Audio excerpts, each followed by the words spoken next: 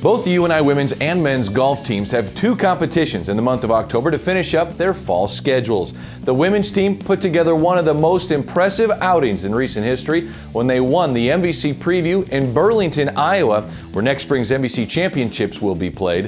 They stacked up the scores in the 70s, including a team low round of 73 from Hannah Bermel. It was on their way to a team title. Eric Braley reports. Last April, the UNI women's golf program took runner-up honors at the MVC Championships in Chesterton, Indiana. It was a tremendous accomplishment for this young group of golfers. But these student athletes were not content with a second-place finish. They worked hard in the offseason to improve the little details that are so important to finding success on the golf course. Last weekend, the hard work paid off as the women's golf team finished first place at the MVC Preview in Burlington. Oh gosh, I'm really proud.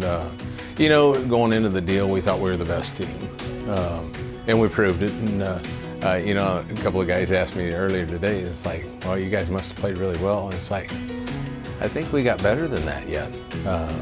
Sydney didn't have her best stuff, and not her best stuff, but she was still pretty good. And Haley didn't have her best stuff, and she was okay too. So we got better than that coming too. But we were looking to see where we stood and see if we really were the best team. Obviously winning, we were the best team this week. But we got to see a lot about our team because I've said all along that we've got a good chance and we've got a pretty decent team. And now we just have to keep proving it week in and week out. Hannah Bermel and Emily Snelling led the Panthers with final scores of 229 as they tied for first place at the MVC Preview. Last year's second place finisher at the MVC Championships, Sydney Eaton, tied for 25th overall, while freshman Annika Patton and junior Haley Bermel rounded out the scoring for the Panthers. Hats off to Emily.